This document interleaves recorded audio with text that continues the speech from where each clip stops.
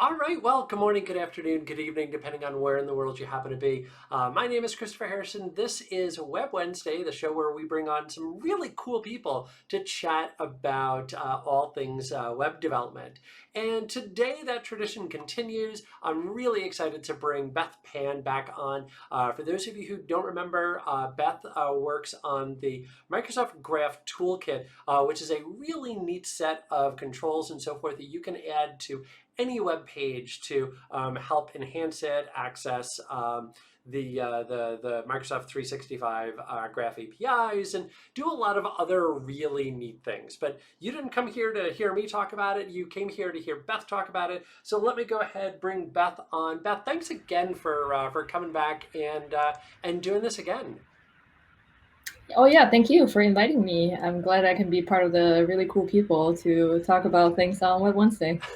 Really cool people. Really cool people. That's what you said. You were like, we have some really cool people on the show. See? And I was like, oh, See? well, I'm now one of the really cool people. So every now and then I do say nice things about you. By the way, for anybody who's just tuning in, Beth and I are friends. I think we could say friends. I don't know, friends, enemy, rivalries, lots of words. All the above. All of the above. That's true. Oh, cool. All right. We do hang out outside of work, so I guess that classifies us as friends. Yeah, friends. Yeah. Even if we can't find sushi in the afternoon. But that's true. It's a different conversation. So it's over another time. Let's start with this. Who is Beth Pan? What do you do? Sure. Let's talk about who's Beth Pan. So my name is Beth. I work for the partner arm of the Windows organization. Our team's name is called Apps, which stands for Application Partners and Store. If you have been watching the new Windows 11 release, you've seen some of the new store announcements. So that's part of what my team does. But specifically, I help with the first-party and third-party developer ecosystems to build on top of Microsoft technology. Specifically, recently we've been focusing on, how do we enable developers to build with Microsoft Graph.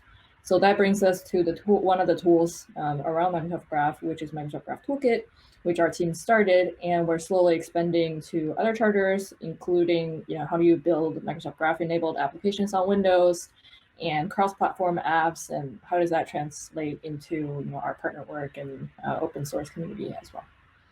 Okay. Well, that sounds fun. Although I do have one real basic question. What is Graph? So Microsoft Graph is a API that rules it all. You can access things such as M365 data, Windows 10, security, information, and managing devices. So it's an API that unifies all the APIs that Microsoft used to, or some of all the APIs that Microsoft used to have. We're slowly onboarding more verticals as we go. So this is definitely the future. And the benefit of using Microsoft Graph is you kind of get a unified identity model, which using the Microsoft Identity Platform, you can authenticate your users to use different services, such as things like Microsoft Word, OneNote, Microsoft To Do, Outlook, Teams. So before Graph was a thing, you'd have to authenticate or use different authentication models to work with these services separately. So now, because the identity model is unified, you are able to authenticate once and then utilize a lot of these rich data behind the scenes and help your users or customers be productive in their everyday life. Okay. We actually have a question right along those lines then from Guacamole, who asks, now I'm just hungry, but anyway, they ask, do you have to use Azure AD with Graph or Azure Active Directory with Graph? I think that's the most the easiest way to connect with Graph.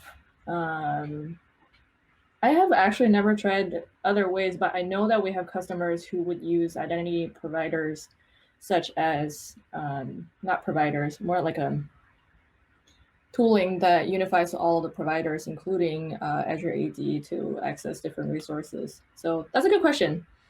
I will get more information after this call, and hopefully Christopher will send on or respond as appropriate. You can also find Beth on Twitter. You can see her handle right up above her head there. So cool. So Yeah. It's a very good question. I'm gonna ask like one of my coworkers right away, but let's keep going. Okay. So what is then the Graph Toolkit? So now we know Graph is this unified set of APIs, one ring to rule them all. What is Graph Toolkit? So Graph Toolkit is a collection of reusable web components and authentication providers that help you work with and connect to the Microsoft Graph. This means, before the toolkit, if you wanted to work with the graph, there were many different auth flows that you have to, sort of root through and think about who's your customer, what kind of tech stack that you have, what's the right authentication flow for you. But now with Microsoft Graph Toolkit, there are significantly, we are trying to help you significantly to reduce the amount of time that you spend in developing and working with Microsoft Graph, which means that we wanted to make authentication easy. We wanted to make working with Graph super easy by exposing, only the necessary piece of the client, and then adding on to benefit such as, you can write just a single line or couple lines of code in order to add some sort of functionable HTML element into your web application or Teams application. There's other platforms as well in order to work with the graph. So overall, we just wanted to make developers' life easy to work with the graph. So we're improving every now and then. People will be like, what about this platform? Or what if I wanted to build on Electron app? So recently we released the Electron authentication provider. Or people would be like, what if I wanted to build native Windows applications? So not as part of the Graph Toolkit, but our team has been investigating and releasing packages around how to also use, part of the Windows Community Toolkit packages to work with the graph as well. Very cool. All right. Well, I know that you really want to start showing off some neat little things. So I think I'm just going to kind of leave this part open-ended. Is where do you want to start? How do you want to start showing us some of the cool things with Graph Toolkit? How about, just as a recap of last time, let's just go ahead and do like a quick web application of seeing, how to get started. How Sure. about that? Sounds perfect. Okay, let me find my console. So Do you want to zoom in a what's bit, in the make it a bit background. bigger? Yeah, sorry. I'm gonna open up a new tab here. If I can, maybe I'll do this and make it bigger. That better? Yeah, that works. Yep. Okay. So let's do this. I'm gonna create. I guess I created a folder already. Okay. So I'm just gonna go to this simple folder and see what's in the index.html page real quick. What did I create the other day? And then I know. I was trying to see like what is going on with there. Actually, that's too much code that we don't need. So I'm gonna let's start from the scratch. Right. I'm just gonna create a directory under one of my events. I'm gonna say make directory simple demo. And then I'm gonna go to this folder that I just created. And you can see there's nothing in there. And I just clear my screen so that it doesn't go too far down. And then now I'm gonna just create a file real quick. Let's call it index.html. Clever name. Super clever. And I'm gonna use Visual Studio Code to open it. If you've never used the Visual Studio Code, it's a code editor that's fairly popular and has a lot of benefits. And you can install the command line, which code is the way to open it. So let me make this bigger too.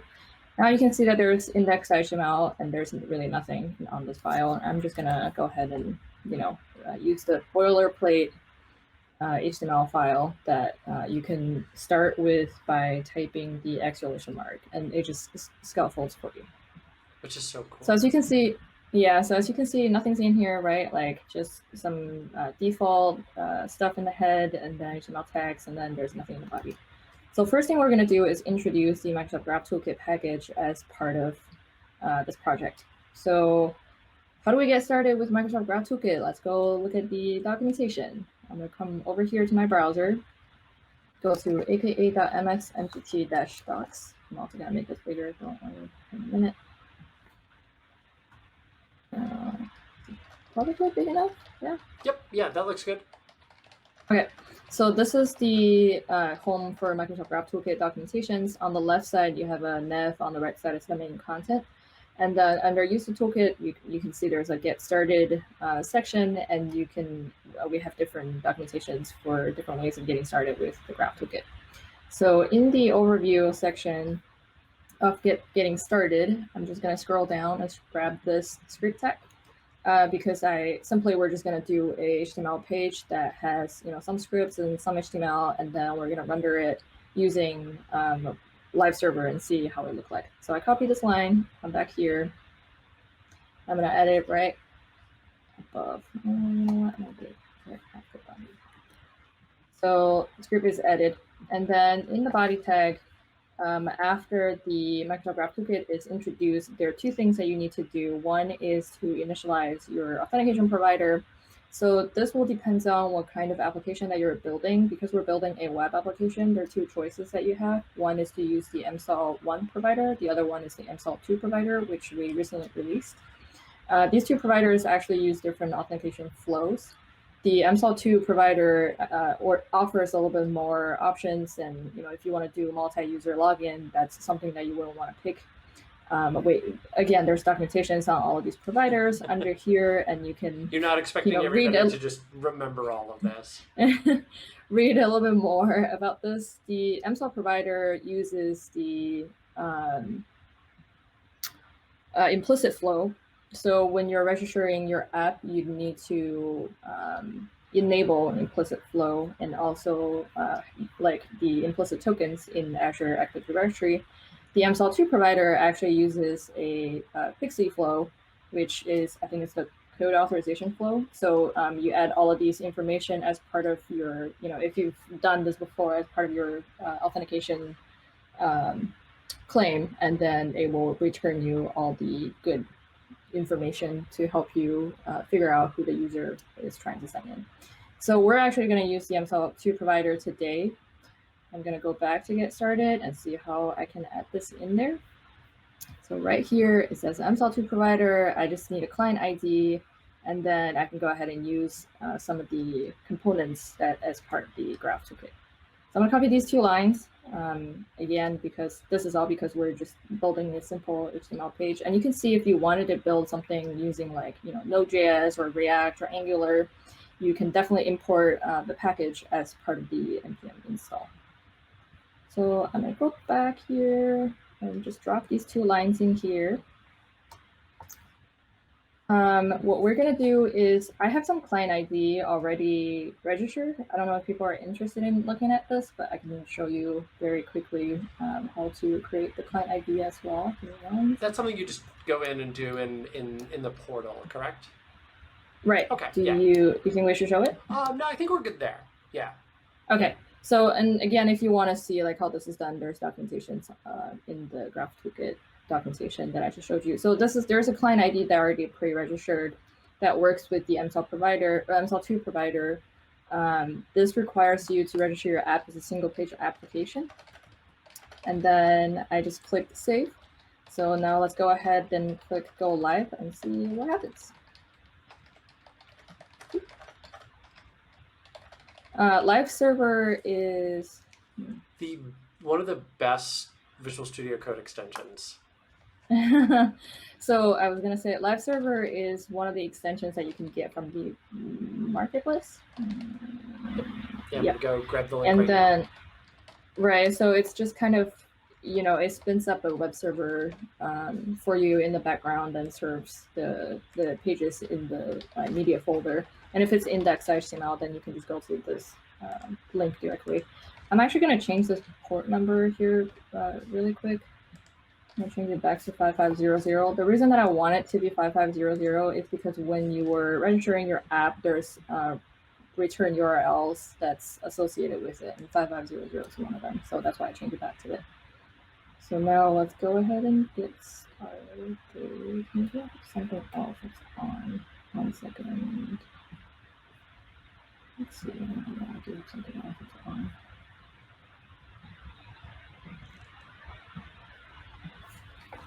I thought I was prepared. Clearly not. That's something else on. Okay, now we're on 5500. So I'm gonna come here, go to localhost 5500, and you can see that here's a login button right here.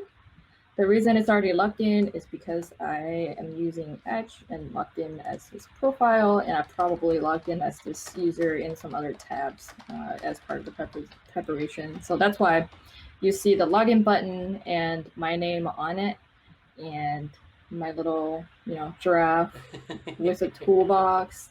So it's toolkit. That's clever. I get it. That's the Graph Toolkit.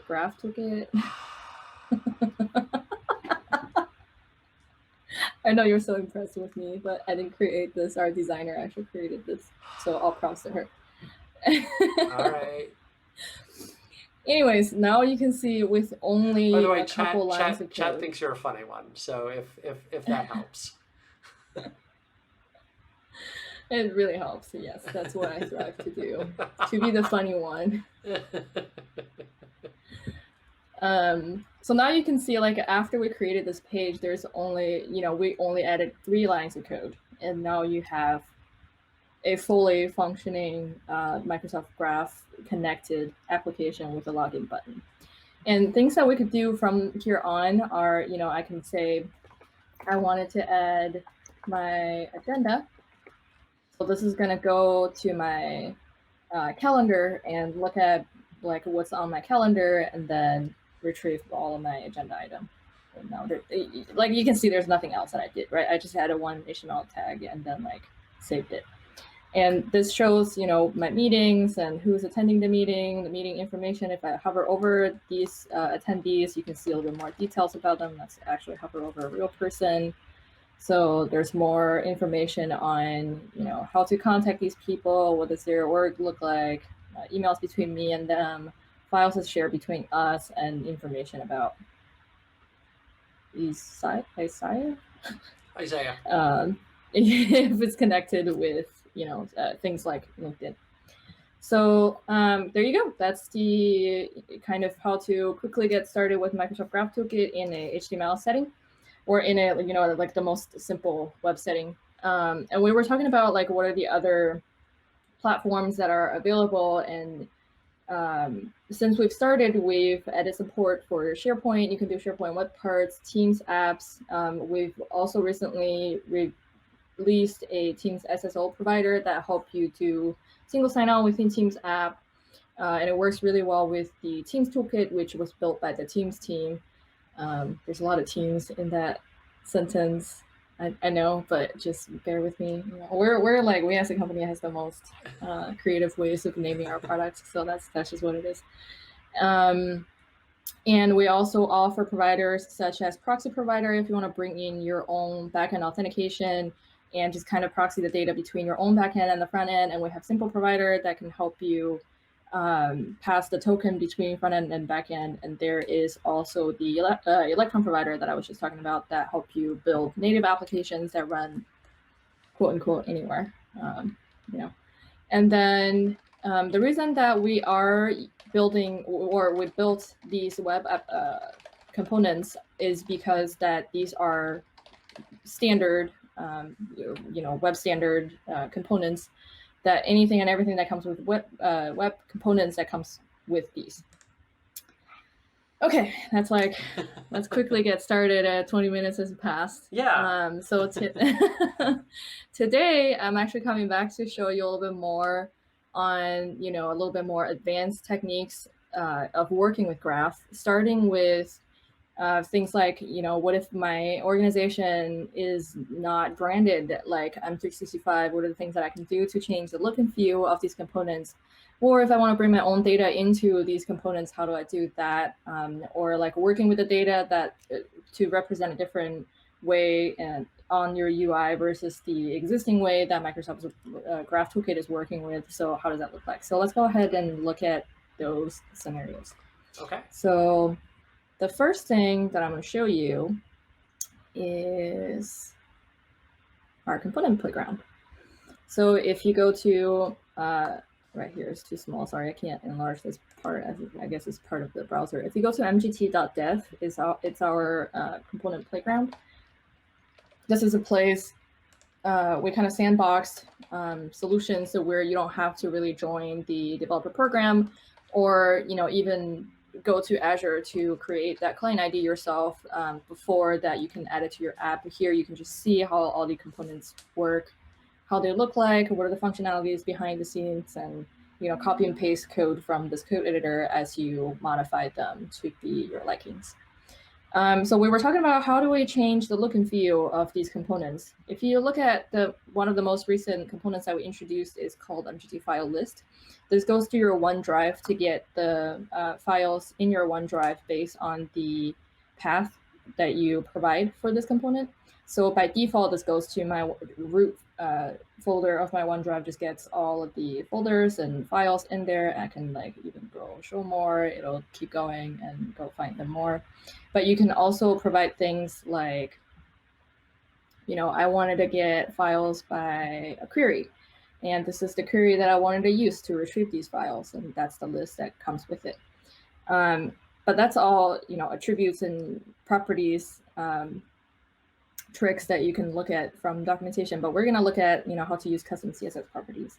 So still, you might realize that these looks a lot different from what I just showed you as the default look and feel. And what happened behind the scenes is a very important aspect of web components is called encapsulation. And this is very useful because you will be able to keep the markup structure and style and behavior hidden and separate from the other code on the page so that different parts doesn't clash together or the code can be kept nice and clean. So this is why web components have many benefits of using them. And then together it comes with challenges of how do I pick how do I select the items in the DOM tree in order to style them, right? So to make it easy, we're using custom CSS properties for the reason that it can actually pierce the shadow DOM. So for just each of the components, break that down a little bit. So then the output that we're seeing there, what that Mgt File List component is doing, it's actually just generating a bunch of HTML. So on there, I've got like a table and a border and the folder icon and the little like div or span tags for all of like the name and the modified and so forth. And so that's what you're talking about trying to get in and then modify with the CSS is how to modify that, because that obviously would then get tricky to figure out how to target those items. Exactly. So if you look at the console, developer console, right here in Mgt File List, there's a shadow root. This is what I'm talking about for the shadow DOM. A lot of the ways you have to like specifically select these things with, like the dir or dir. It's very cumbersome to select it to write CSS that way because it's in a shadow root. So the way to go around, or like the right way to do it, is to expose CSS custom properties for developers to utilize, which is what we did. Every component that we built, we have a list of custom CSS properties for you to change the look and feel of the components. So you can simply say, I'm going to select the file list on this page, or if your file list have some CSS attached to it, you can do like .css just as how you select your CSS classes. And then once the item is selected, you can say, you know, I wanted to change the background of my file list, or the hover effect, or the color of the hover of the background, or active, you know, so far and so forth. And if I change this now, you'll be able to see maybe teal. You know, the background changes to teal, and the hover is still like the same. And if I wanted to do like the border to be, I don't know, red, then the top of the border would be red. You know, you can change all of the 4 borders and things like that, and like size of the font, color of the font. So very easily you can change the look of the component to fit whatever your style of the website's looking like. And that looks about like a color scheme that I would wind up picking. This is my coworker told me this is a very Hello Kitty with the giant like dot around it, and the like the light green and yellow and red color. So I can take the Hello Kitty color. Too funny. Okay, and so all of those like and the 2 dashes is a like a vendor specific tag. So all of those you can see then on that little playground. And so you, like you were saying, you could just go in, modify that, and then copy and paste that into your CSS.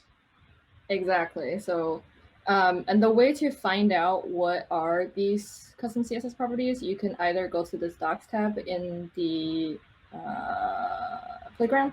Oh, cool. And then right here, custom CSS properties. If I scroll down, scroll up right here, you know, it kind of has a description and all of the list of what are the ones that's available. The other way to find out these CSS custom properties is if you go to each component. For example, we just looked at file list. If I go to agenda, right here down at the bottom, you can see these are the available CSS custom properties that you can use for each component. Very cool. Okay, so that's how to change color of your components. And the other cool thing about the out-of-the-box themes are we actually built a dark theme into each and every one of these components, utilizing the CSS custom property themselves.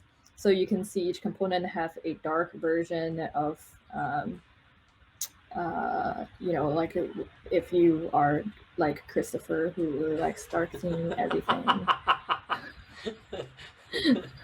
And if I go to MPT, you know, for whatever it's worth, I'm a relatively recent convert into the dark theme. That it probably wasn't until about like a year and a half ago that I slowly like migrated over. I'm like, oh my gosh, it makes such a huge difference. Like I'm far less fatigued at the end of the day with dark theme than I am with light theme. Yeah, I can't say about you. It's like the more that I work on these things, the darker my soul becomes. So it's just the darker of the color scheme. But no, I'm just kidding. Anyways, so you can always add a class that's called Mgt-dark to your components in order to apply dark theme to any of them. The other way to apply a dark theme is, I know I'm going really fast. Hopefully this is no, it's still good. I'll come back and look at it. Okay, sounds good. So the other way that you can do it is there's a sample right here called theme under general in samples. You can see how these themes are cascaded, meaning like if I put it as a high level class, how everything else under it is actually applied is except when you specifically or specify like that you want to change the theme. So you can apply them to multiple components together by adding it only once on, you know, a parent div. Again, just make everything dark theme. Yeah, no reason to switch back and forth. Just dark theme all the things. There you go. So that's kind of how to change the look and feel of my components, which is one of the most most asked questions when we're doing these kind of like 101 is how to get started, and immediately people say, well, but what if I don't want the M365 look and feel? And I was like, okay, well, here's how you can do it. That's probably like anytime I teach somebody Bootstrap or you know, back when I used to do SharePoint dev, like the number one question was, okay, that's great. Now, how do I make it look completely different from that? Exactly. Now that I know how to use it, how Yeah. do I use like the opposite of all this stuff? I know you spent all of this time making my life really, really easy and allowing me to do something with just like one line of HTML. That's great and all, but now I want to change everything. Yes. So the next question that always comes with the community is, what if I wanted to change the presentation of the data because you already got the data for me through your component, right? These components are fully functional. They're JavaScript behind the scenes.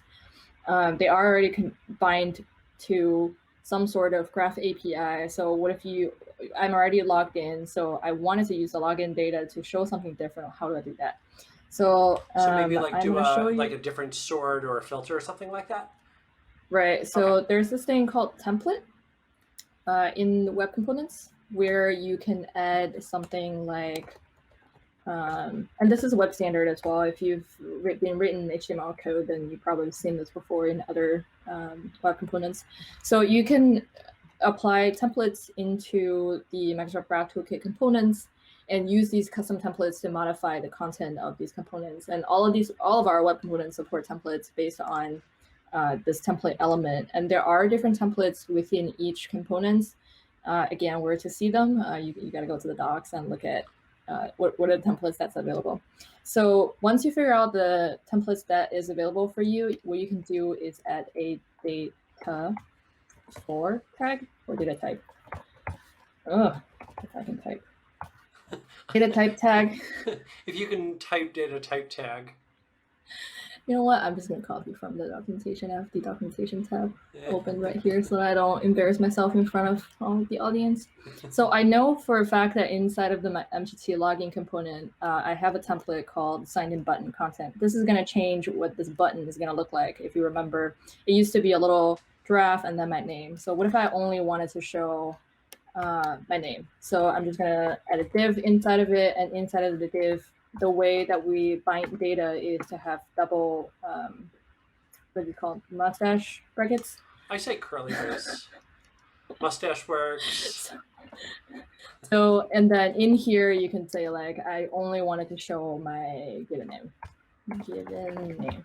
So now if I save it and go back to my, right here, you can only see my given name. No giraffe. So Giraffe. instead of the giraffe and my last name, you can only see who this person is by my first name.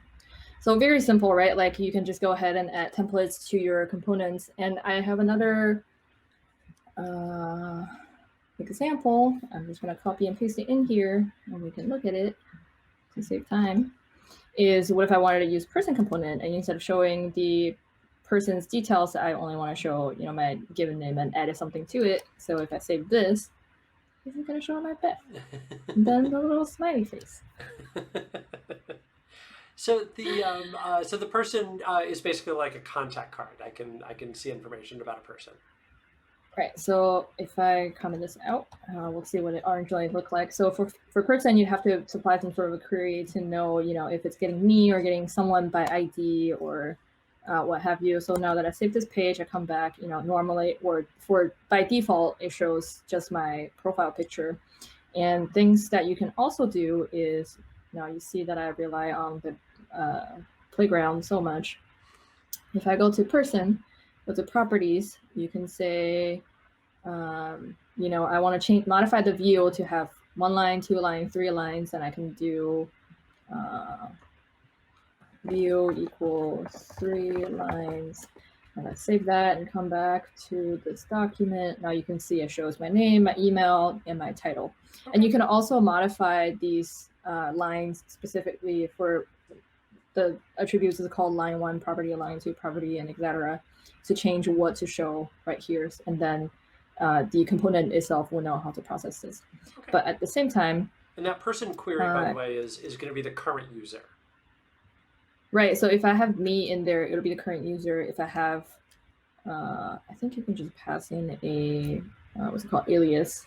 Here, let's look at the playground again. Person query. Not that one. More examples. This one doesn't give me anything either. So I'm pretty sure you can pass in like there's like user ID. You can use user ID to pass in user ID, and you can use person query to use someone's user principal name or email address or alias. So maybe you'll see in the docs. Okay. Person query. Allow developer to define name of a person for a component. Yeah. Clearly, you can also use a name, but there's more like detailed information about these attributes in the docs page as well. So anyways, so once I apply the template, as you can see, if I don't supply the data type for the template, it'll just go to the default one, and the default one is to modify, the person template. And you can also modify things like loading template, no data template, depends on what these components support. So that'll be up to the developer. So that's another way of customizing the look and feel of your components. And there are a lot of things that come with the templates. For example, other than data type, you can do things like changing the binding syntax from the double mustache brackets to what are those called? Square brackets. Square brackets. If you're an Angular developer, because the mustache brackets actually clashes with the Angular ways of binding data. So you can change out the template helper by doing that, which we also have a story right here in general. And then templating, change binding syntax. What you're going to do is right here, you're going to import the template helper and then set binding syntax, and that's it. And a lot of times people are like, what if I wanted to just quickly see what's in this template? Like, I don't know what kind of data it is, like what's default. And I'm just, if you're like me, I don't like going to documentation is my last resort. I just clear. And when I rate them, I don't rate them completely, and I complain about it for like an hour, and then I see this one line in the middle of the page with the exclamation mark in front of it and says, "Note, you should do this." And I was like, I wish I known this an hour ago. Why didn't you put this on the page? Like, nice, big, bold, red letters. Like, don't we all complain about this? It's not just me, right? No, all the time. Like the number of times that I will, try and do something and it fails and fails and fails. Like, okay, this thing has got to be broken. And then I go back and I read the docs and exactly that. Like, I missed something really obvious. Like, oh yeah, somebody already told me how to do this. Yeah. I just, didn't pay attention. I didn't follow the instructions and it's not working. I can't figure this out. I think this needs a div. Give me 1 second. So I was gonna show a very quick example of how to troubleshoot. So what if you come to a page and you added MGT agenda, which let's comment out this line. You can say that I wanted the agenda component to show me from today for 3 days, and I want my events to be grouped by day. So you can see Wednesday, Thursday, and Friday it shows 3 days, and all the events are grouped by day. But I only wanted to show the event title. So I'm assuming these are called the event title. So when I uncomment this line, there's nothing show up on the page. Well, That's always annoying. What do I do? First of all, you should look at the data type and make sure that you're using the right data type, which in this case, it happens to be the default one, but it's always nice to have the data type, which is event. And now that group by day is showing up, but I still don't have the event title. So I'm curious if how the event structure as an object actually look like. So what I could do is you can pass in this. It's something that you can put into your bracket directly, and it shows you the raw data. This is basically console log. Yes. So that was the next thing that I was going to do. If you want to look at this as a JSON structure, which your console would manage it a lot better, you can just do console.log this. No. And right here. No. You can see all the events. Nicely structured. You shouldn't be encouraging my bad behavior. So now you can see instead of title, it should be called subject. So, I did it wrong. So I'm going to do on purpose, but still. Event dot subject.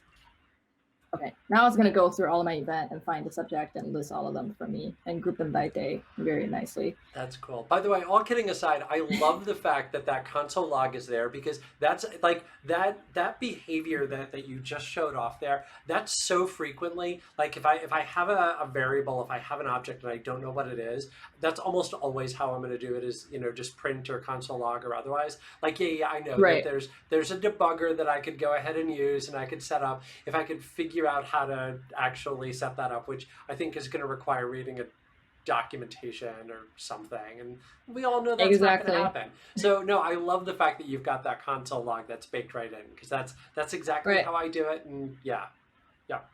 So yeah, so we just, you know, it's the curly brackets essentially just give you ways of accessing JavaScript, and console log is a JavaScript function. So of course you can use it inside of the curly bracket. And so that's just a quick, you know, trick of how to log all of these things inside of a template, so that you know immediately like what's everything that you can access. Things that you can do also are like looping through the data. I'm not going to go into details about it, but you can definitely look at it in the documentation. You can do conditional rendering using data if. Looping is data for. And there's also something called template context that you can introduce your own data as, or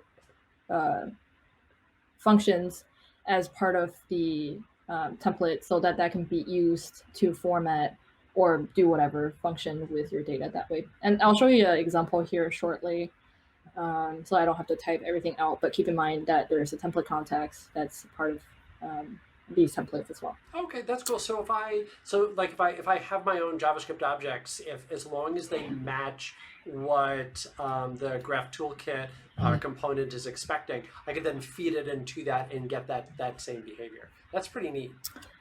Yeah, I think there's actually, we have something here.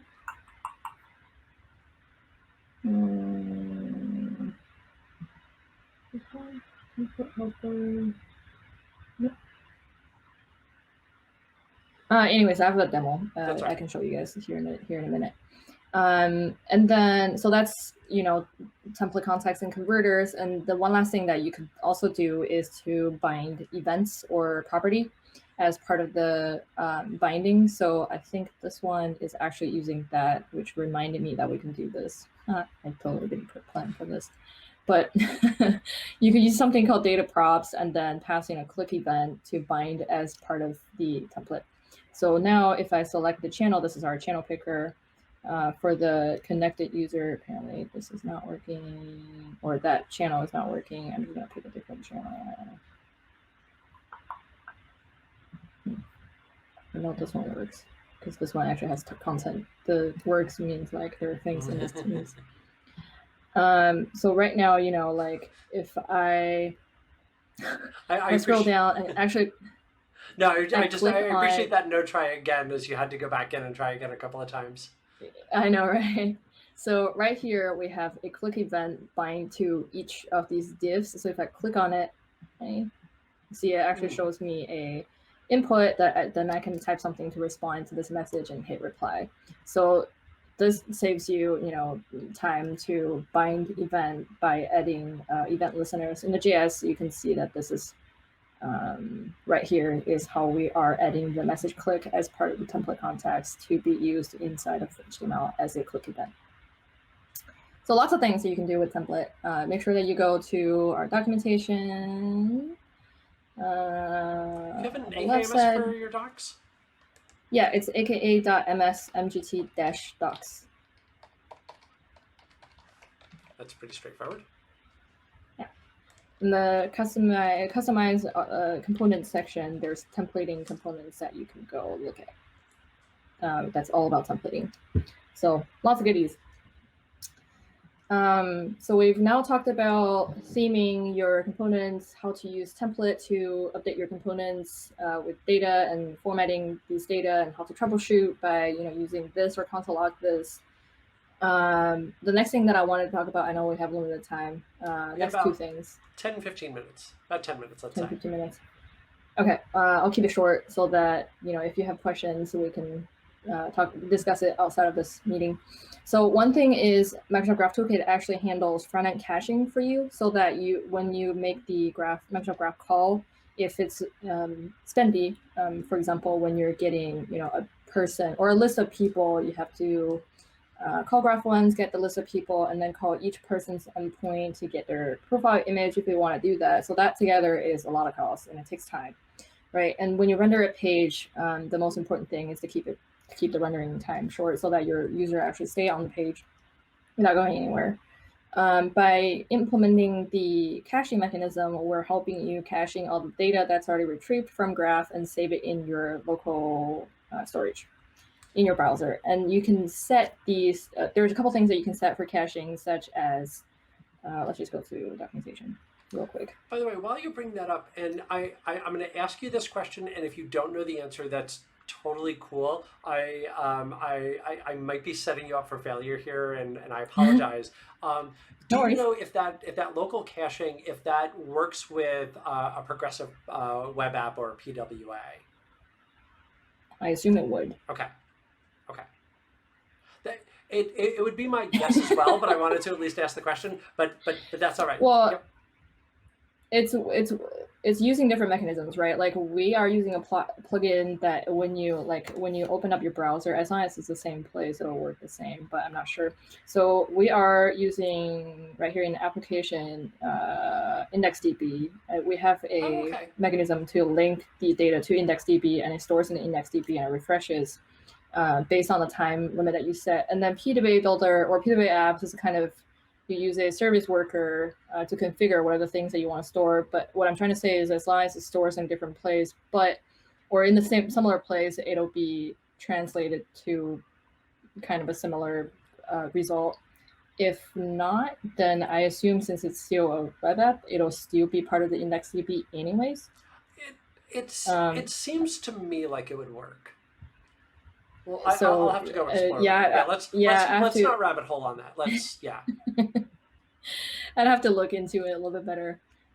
Speaking of which, our team also, one of our sister teams is the PWA Builder team. So if you want to build progressive web apps or have someone talk about that, I'd be happy to connect you with them as well. Appreciate that. Anyways, going back to the cache service. So you can enable cache for different components by using the cache service and tap into the config and say that I wanted to configure only users or only files or photos, different things. And you can also clear cache and set invalidation period, which by default, I guess this is divided by 63 minutes or 30 minutes. I was told there would be no math. I think it's 30 minutes. Except, so most of the components are cached for, let's just say, this amount of time. And then, except if you are we're also getting, presence for a person's profile. So for that, we are actually enabling the caching to be pulled more frequently, so that your whomever that you're looking at status is up to date. You can also create your own cache store to store data using the cache service that's already in there. And then that's caching. And to look at cache, like I said, all you need to do is go to your dev console. Up a little bit. Right here in the application, IndexedDB, now you can see I have all these things cached already in different DBs. These are the tabs that are already opened. If you remember, we've looked at file list, which includes Mgt files. We've looked at a lot of people, and then they have photos, and then there are users. So when you expand them, you can see, these are the information that's sort of cached in your browser. Cool. And that's already there. Like, there's nothing you don't have to do anything to enable that. That's just automatically enabled. Correct. By default, it's turned on, but you can always turn it off if you don't like it. So this really accelerates your application to load faster once it's already loaded once in the browser, which is something that we introduced, I think, last September. And it's been asked a lot too. I know. I have to think about it. I was like, oh, I've been sitting in front of my computer at home for like a year and a half now. All time flies. Anyways, that's caching. And then the one last thing is if you want to quickly prototype with Microsoft Graph Toolkit, but there's no components that bind to the API that you wanted to prototype with, there's this component. It's called Mgt Git right here. This helps you make Git calls by resource, and you can specify version and scopes of Microsoft Graph endpoints, and it will retrieve data for you. And then you can put a template inside of it and see what it's going to look like with all the data that you already retrieved from this endpoint. Isn't it cool? You don't have to write a single line of JavaScript to do that. So, for example, I don't think we have that here, but what if this is something that I stole from the Cloud Advocates? They come up with this, Aicha, Waldeck, and that team. They came up with this sample, so it's not those mine. Cloud Advocates. You just can't trust us. What if I wanted to show my notebooks from OneNote? So the endpoint would be, graph.microsoft.com/me/1/v1/me/OneNote/notebooks, and then so that's the endpoint that you pass in as part of the resource attribute for Mgt Get, and then you just need to figure out what the scopes are that's needed for this call. And inside of the template, you'd be able to say, oh, for every note in this value that I wanted to see the URL of the note, and then show some sort of information about who created it. So like very fast if you want to prototype something with Microsoft Graph Toolkit, because we're already using the SDK behind the scenes. So you have the Graph client attached to your, when you add the, either via NPM or via the script tag. So all of those are there for you. And you can, there's no JS, maybe some CSS. I guess I can remove them if I want to. There's no JS attached to it. And just very quickly, this is very handy for you to prototype apps. So with all of this, I have a demo. I think what I'm going to do is just copy and paste the final version since we have limited time. Let me just close this port. Save this, close this. So this is a demo that I was going to show you. At the early stage, there was really nothing in this file. If you remember, we've started with adding a authentication provider, which is MSL2 provider. We added a login, and there's nothing here that's actually functional, right? Like you can see that I added some stuff in articles and headers with images in this asset folder. It's all just fluff. So if I save this, click go live, and go back to port 5500, this is what it looked like. So this is like your onboarding day in a view type of application, where in this page I only have a login component enabled right now. So what I'm going to do is I was going to type it out like one by one of showing how each of these works, but I'm just going to copy and paste. So that, well, it's like 3:53, there's no time. So this is kind of like a explanation of how everything works together. So what if I wanted to say, welcome to apps, and then my name on it? So in this case, you can use Mgt person component with a template that only shows the given name and that little face that we were talking about at the beginning of the section. This way, it makes it personal. And it says, welcome to this organization, Beth. A little smiley face. Who doesn't like them? And then welcome Beth with a little smiley face. I know. In the main section, I wanted to add 3 things. I want to see my agenda. So I'm going to uncomment agenda. I'm going to see my to-dos on my Microsoft To-Do. And then people that I work with, which is just called Mgt people. And like you see, there's really nothing, there's no templating in here, right? So by default, these are all the default components and what it would look like. So I'm going to save this page again, come back. You can see there's data coming through already. So in the timeline, you can see my calendar events, and then these are all my to-dos. Clearly, I've already prepped for this for like 5 minutes yesterday. No, I'm just kidding. It took a while. And there are other things that I need to do with my team that I've been putting off because I have to be preparing for this. Otherwise, Christopher is going to be on me. So I better keep track of them so I don't forget. And then the last thing is who's the people that I work mostly with. But this clearly doesn't, look all together, kind of. What if I only wanted to show simple tasks of names and due dates and change the look and feel of the timeline and I show like a list of people here? What we're going to do is adding these templates, and I'm going to just quickly explain what the template does. In the agenda template, what I did was, this is what I was talking about, using functions as part of the template context. So this is a function that I introduced as part of Mgt agenda by tagging it to the template as part of Mgt agenda. What I did here is in the script, I can select Mgt agenda and then say I wanted to modify the template context by giving it a couple of different functions that I can be using directly inside of the template.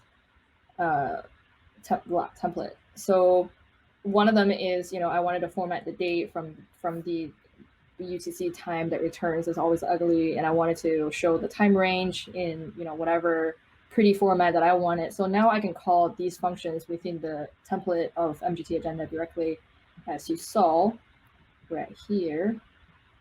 I'm passing in the data that's coming from the template into this function in order to get the result of what the date time will look like.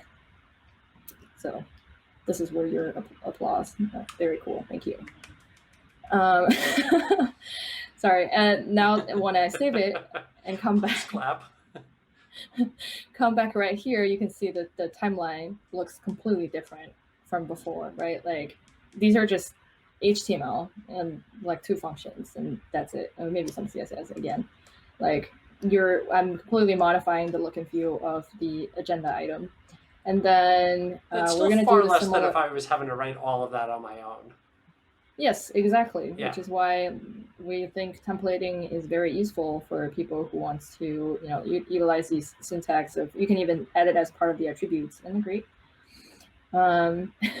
Anyways, moving on to do. So in the template of to do, what I'm simply doing is also like attaching a function, and then I only wanted to see the title of each of my to do instead of all that, crap. And then for Mgt people, I also templated it right here, adding it here, so that you can see if this person exists as a condition. In all these people that I work with, I'm going to show this person's name, and I wanted to see their job title, and their backup is a male. So this is where I was talking about you can change the properties of each line to fit into your needs, and there are actually ways to do this. So I'm going to save this, come back. Ta-da! Now I have a timeline view of my agenda, and to do is very clean, only the due date and the title. And under my team, I can see everybody's, what's their function of the job is right there next to them. And then if I wanted to contact them, I'll just look at their detailed person card and see what my interaction has been with them.